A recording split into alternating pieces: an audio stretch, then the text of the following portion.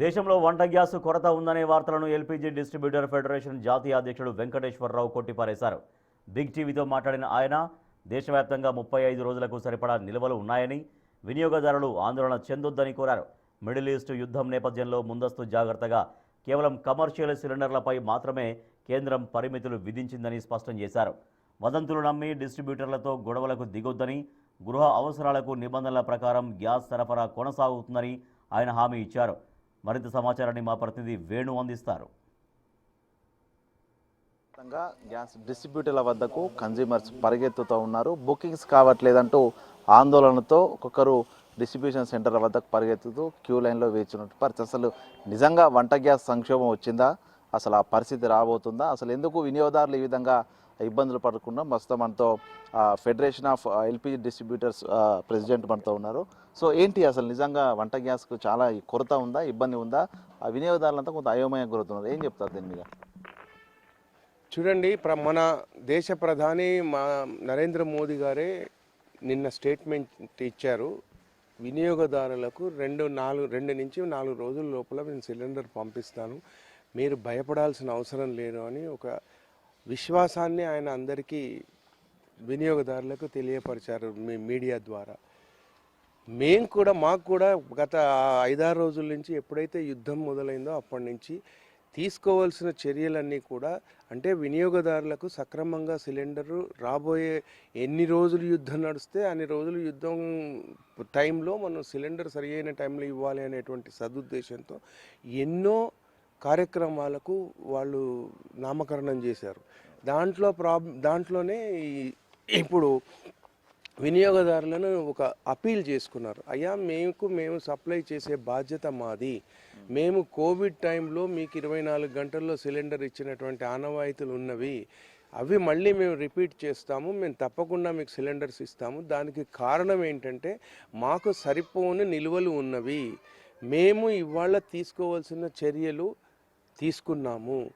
మేము వేరే దేశంలో ఏదైతే మనకు సముద్రయానంలో వచ్చే దిగుమతులు ఈ జలసంధి మూలంగా మనకు ఇబ్బందులు ఫేస్ చేస్తున్నాము, ఆ ఇబ్బందులను అన్నింటినీ అధిగమించి మేము వేరే మార్గం గుండా మనం గ్యాస్ దిగుమతి చేసుకోవడానికి ఎన్నో కార్యక్రమాలు తీసుకున్నాము. ఆ కార్యక్రమాల్లో భాగంగానే అమెరికాతో రీసెంట్గా మనం తీసుకున్న దాన్ని కార్యరూపం కూడా దాల్చింది. మనకు మొట్టమొదటి షిప్ మొదలైంది, ఇక్కడికి వస్తుంది. ఇదే విధంగా ఎన్నో ఇతర దేశాలతో కూడా తీసుకొని దిగుమతి, ఇవన్నీ దృష్టిలో పెట్టుకొని కన్జ్యూమర్కు మీరు బాధపడాల్సిన అవసరం లేదు, భయపడాల్సిన అవసరం లేదు అనేటువంటి హామీ ప్రధానమంత్రి ద్వారా ఇచ్చారు. అయినప్పటికీ వినియోగదారులు భయభ్రాంతులకు ఎందుకు గురైనారో, ఎవరి మాటలు వింటున్నారో తెలియదు. కానీ ప్రతి గ్యాస్ డీలర్షిప్లో వేల మంది వచ్చి ఆ యొక్క డిస్ట్రిబ్యూటర్ యొక్క స్టాఫ్తోని మాట్లాడుకోవడం, దానితో ఆర్గ్యుమెంట్లు, తర్వాత కొట్లాడుకోవడం, ఇవాళ హైదరాబాద్లో డీలర్షిప్ని అంతా పగలగొట్టడం కూడా జరిగింది. దీంతో అయ్యేది ఏమీ లేదు. వినియోగదారులకి నేను మళ్ళీ మనస్ఫూర్తిగా ఒక సవినయంగా తెలియపరిచేది ఏంటంటే, గ్యాస్ అనేది ప్రతి డిస్ట్రిబ్యూటర్ దగ్గర ఒక రోజుకు 300 నుంచి 500 సిలిండర్స్ మాత్రమే వస్తాయి. కానీ ఆయన సగటున ఒక నెలకి దాదాపు 20,000 నుంచి 25,000 వరకు దాదాపు సప్లై చేస్తాడు. 25,000 సిలిండర్లు ఒక్కరోజు ఉండవు. ఈ 500 సిలిండర్లు ఉన్న రోజు మేము సప్లై చేయాలి అంటే కొన్ని ప్రభుత్వ నిబంధనలు పాటించాలి. ఆ నిబంధనలు పాటించే టైంలో ఇన్ని రోజులు విచ్చలవిడిగా మీరు సిలిండర్ ఇచ్చారు కాబట్టి ఈ నిబంధన ఇప్పుడు ఎందుకు అనేటువంటి గలాట ఇప్పుడు ప్రతి డీలర్షిప్లో జరుగుతుంది.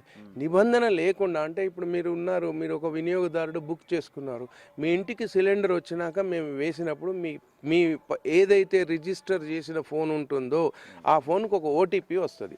ఆ ఓటీపీ చెప్తే కానీ నేను మీకు సిలిండర్ ఇవ్వకూడదు ఇప్పుడున్న పరిస్థితి. ఇదివరకు ఇది కొంచెం ఈజీగా నడిచింది.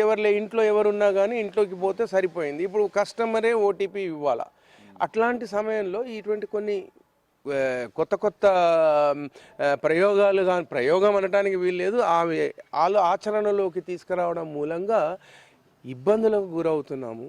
సప్లై కూడా తొందరగా అవ్వట్లేదు. కానీ కస్టమర్స్ కోఆపరేషన్ కావాలి. ఇప్పుడు సమయం పాటించి సమన్వయం పాటించి మన అందరం కలిసికట్టుగా వెళ్ళాల్సిందే తప్ప ఏదో నీ తప్పు నా తప్పు అంటే దాంట్లో జరిగేది ఏమీ లేదండి. అంటే కమర్షియల్కి సంబంధించి కొంత పరిమితులు విధించారు కదా, సో ఏంటి అది అట్లే కంటిన్యూ చేస్తారా? అది కూడా ఇబ్బందులు పడుతున్నారు హోటల్స్, రెస్టారెంట్లు, యాజమాన్యాలు. సో ఈ గృహ వినియోగానికి సంబంధించి సో దీనికైతే పరిమితి విధించే పరిస్థితి లేదు. ఎన్ని రోజుల వరకు నిల్వలు మన దగ్గర ఒకవేళ కంటిన్యూ ఇట్టే పరిస్థితి ఉంటే? మన దగ్గర నిల్వలు దాదాపు 35 రోజుల వరకు ఉన్నాయి. యుద్ధం ఎన్ని రోజులు పోతుంది అనేటువంటి దాని గురించి మనకు సమాచారం లేదు, ప్రభుత్వానికి కూడా ఉండకపోవచ్చు. కాబట్టి ఇది ఎన్ని రోజులు వచ్చినా మనం వినియోగదారుడికి ఇబ్బంది కలుగజేయొద్దు అనేటువంటి సదుద్దేశంతో ఈ కార్యక్రమం. నిల్వల విషయం వచ్చినప్పుడు మన దగ్గర 35 రోజులు నిల్వలు ఉన్నాయి. నిల్వలు ఉన్నప్పుడు ఆ నిల్వలను మేము ఒకే రోజు పంపిణీ చేసి వదులుకొట్టుకోలేదు. ప్లస్ ఆ నిల్వలను ఇచ్చిన సరఫరాను బట్టి కూడా ఏ విధంగా చేయాలి, ఆల్టర్నేట్ మెజర్స్ ఏంటి, ఎక్కడి నుంచి దిగుమతి చేసుకోవాలనేటువంటి ఆలోచన కూడా చేసి నింపుకుంటున్నారు. కాబట్టి అందరం కలిసే ప్రయాణిద్దాం. ఈ ముప్పును ఎదుర్కోవడంలో మీ సహకారం లేనిది ప్రభుత్వాలు కూడా ఏం చేయలేవు. మన సహకారం చాలా అవసరం. కాబట్టి వినియోగదారులందరికీ నమ్మకం మా మీద పెట్టండి, ప్రభుత్వం మీద పెట్టండి, మాకు వదిలేయండి. ఏ విధంగానైతే కోవిడ్ని ఎదుర్కొన్నామో ఆ విధంగా తప్పకుండా ఎదుర్కొంటాం. So thank you. ఇది ఫెడరేషన్ ఆఫ్ ఎల్పిజి సిలిండర్స్ జాతీయ అధ్యక్షులు ప్రస్తుతం వెంకటేశ్వర్ చెప్తున్నటువంటి విషయము. వినియోగదారులు ఎవరు భయపడొద్దు, వదంతులను నమ్మొద్దు. ప్రతి రెసిడెన్షియల్ యూసేజ్ కోసము సరైన నిల్వలు ఉన్నాయి. కమర్షియల్కి సంబంధించి కూడా ఆల్టర్నేట్ మార్గాలు కూడా ఉన్నాయి. డిస్ట్రిబ్యూటర్ల వద్దకు వెళ్ళి గొడవలు చేయడం, ఇతరత్ర ఆల్టర్నేటివ్ చూసుకునే పరిస్థితులు రావద్దు. ప్రతి ఒక్క వినియోగదారునికి సరిపోయినటువంటి సిలిండర్స్ అందించే బాధ్యత మాది, మీ సహకారం కావాలంటూ వెంకటేశ్వరరావు చెప్తున్న పరిస్థితి. వీడియో జర్నలిస్ట్ సంతోష్తో వేణు బిగ్ టీవీ, వరంగల్.